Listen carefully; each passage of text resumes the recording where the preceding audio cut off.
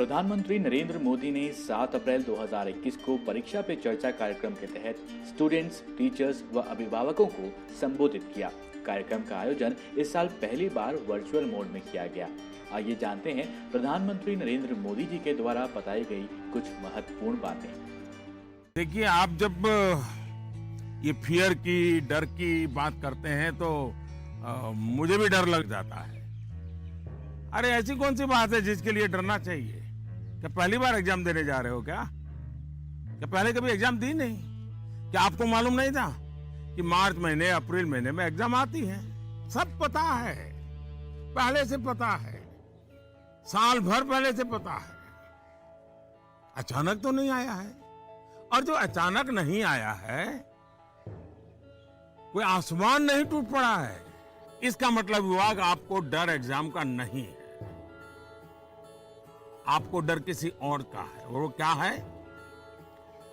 आपके आसपास एक माहौल बना दिया गया है कि यही एग्जाम सब कुछ है, यही जिंदगी है। और इसके लिए पूरा सामाजिक वातावरण, कभी कभी स्कूल का वातावरण भी, कभी कभी माँ बाप भी, कभी अपने रिश्तेदार भी एक ऐसा माहौल बना देते हैं, ऐसी चर्चा करते हैं कि जैसे कोई बहुत बड़ी घटना से आपको गुजरना है, बहुत बड़े संकट से गुजरना है। मैं उन सब से कहना चाहूंगा, खास करके मैं पेरेंट्स से कहना चाहता हूं, आपने क्या करके रख दिया है? मैं समझता हूं कि ये सबसे बड़ी गलती है। हम आवश्यकता से अधिक ओवर कॉन्शियस हो जाते हैं, हम थोड़े ज्यादा ही सोचने लग जाते हैं। और इसलिए मैं समझता हूं कि जिंदगी में ये कोई आखिरी मुकाम नहीं है। ये जिंदगी बहुत लंबी है, बहुत पड़ाव आते हैं। एक छोटा सा पड़ाव है। हमें दबाव नहीं बनाना चाहिए। चाहे टीचर हो, स्टूडेंट हो, परिवारजन हो, यार दोस्त हो। अगर बाहर का दबाव कम हो गया, खत्म हो गया, तो एग्जाम का दबाव कभी महसूस नहीं होगा। कॉन्फिडेंस फलेगा, फूलेगा, प्रेशर रिलीज हो जाएगा, डिक्रीज हो जाएगा। और बच्चों को घर में सहज, तनाव मुक्त जीना चाहिए। छोटी मोटी हल्की फुल्की बातें जो रोज करते थे वैसी करनी चाहिए। साथियों, हमारे यहां एग्जाम के लिए एक शब्द है कसौटी। मतलब खुद को कसना है।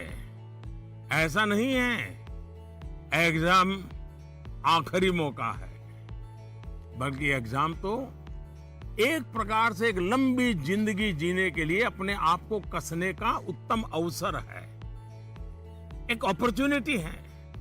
समस्या तब होती है जब हम एग्जाम को ही जैसे जीवन के सपनों का अंत मान लेते हैं। पसंद नापसंद मनुष्य का स्वभाव है, और कभी कभी पसंद के साथ लगाव भी हो जाता है।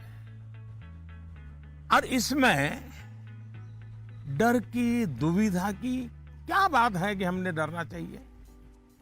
दरअसल होता क्या है, जब आपको कुछ चीजें ज्यादा अच्छी लगने लगती हैं तो उनके साथ आप बहुत कंफर्ट हो जाते हैं, बहुत कंफर्टेबल लगता है, सहज हो जाते हैं। लेकिन जिन चीजों के साथ आप सहज नहीं होते, उनके तनाव में आपकी 80% एनर्जी आप उसी में लगा देते हैं। और इसलिए स्टूडेंट से मैं यही कहूंगा कि आपको अपनी एनर्जी को इक्वली डिस्ट्रीब्यूट करना चाहिए।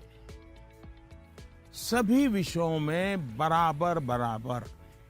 आपके पास पढ़ाई के लिए 2 घंटे हैं, तो उन घंटों में हर सब्जेक्ट को समान भाव से पढ़िए। मैं कहता हूं, जबकि पढ़ाई की बात हो तो कठिन जो है उसको पहले लीजिए। आपका माइंड फ्रेश है, आप खुद फ्रेश हैं, उसको अटेंड करने का प्रयास कीजिए।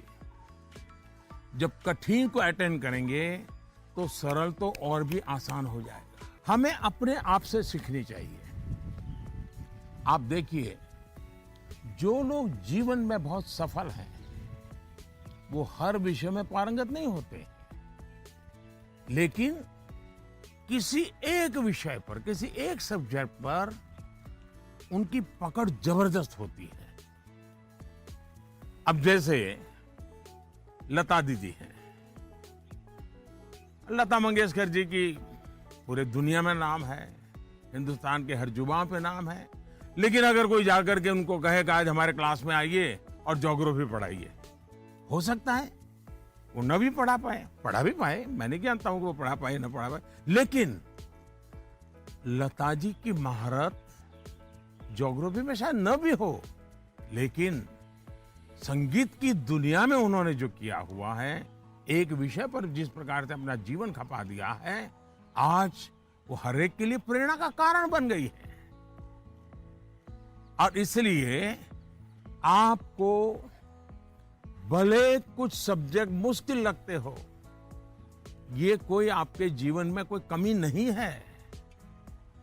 आप बस ये ध्यान रखिए कि इस मुश्किल लगने वाले सब्जेक्ट की पढ़ाई से खुद को दूर मत कीजिए, उसे भागिए मत। खाली समय, इसको खाली मत समझिए। ये खजाना है, खजाना। खाली समय एक सौभाग्य है, खाली समय एक अवसर है।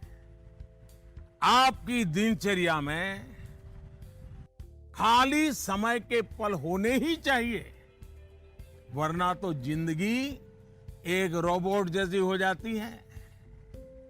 दरअसल खाली समय में हमें अपनी क्यूरियोसिटी, जिज्ञासा बढ़ाने की और ऐसी कौन सी चीजें हम कर सकते हैं जो शायद बहुत प्रोडक्टिव हो जाएगी। आपके माँ या पिता अगर खाना बना रहे हैं, उसे ऑब्जर्व कीजिए। नई नई चीजों में अंदर जाने का, कुछ नया जानने का, इसका इम्पैक्ट सीधा सीधा दिखाई नहीं देता है, पर जीवन में इसका बहुत बड़ा गहरा प्रभाव होता है। और हमारी सोच है कि जीव मात्र में परमात्मा का वास है, लेकिन आपके घर में जो काम करने आते हैं, झाड़ू पोछा लगाने आते हैं, लिफ्ट चलाने वाला होता है, आपको स्कूल में छोड़ने वाला ऑटो रिक्शा ड्राइवर है, क्या कभी आपने उनसे उनके सुख दुख की चिंता और चर्चा की है? क्या कभी आपने पूछा, वे आपके परिवार में तो किसी को कोरोना नहीं हुआ है ना? आपके परिवार के तो सब सुखी है ना? आप जिस गांव से आए हो उस गांव में तो सब ठीक है ना? क्या आपने कभी पूछा है?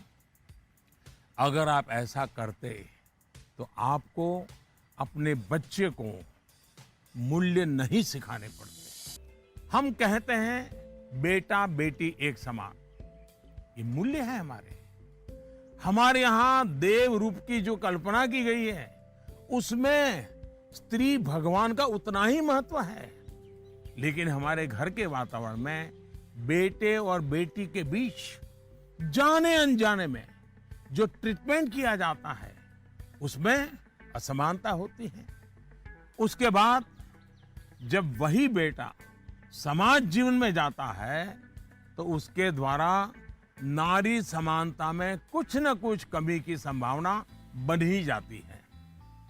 ये सही है कि परिवार के संस्कार अच्छे होते हैं तो बुराइयां हावी नहीं होती हैं। बच्चों के अंदर जो प्रकाश आप देखना चाहते हैं, वो प्रकाश उनके भीतर से प्रकाशमान होना चाहिए, और वो आपके जागरूक सक्रिय प्रयासों से संभव है।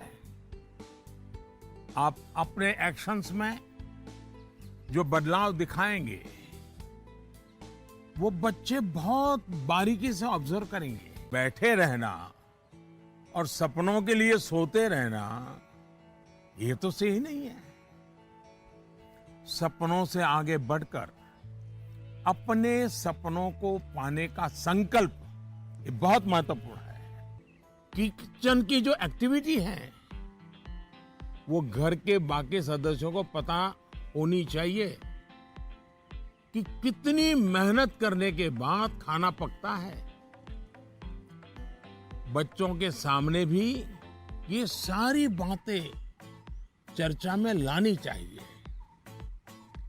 कैसे खाना पकता है, कितनी देर लगती है, कितने इंग्रेडिएंट्स होते हैं, उन्हें महसूस होगा कि आखिर कितनी मेहनत का काम होता है और तब जाकर के मेरी थाली भरती है।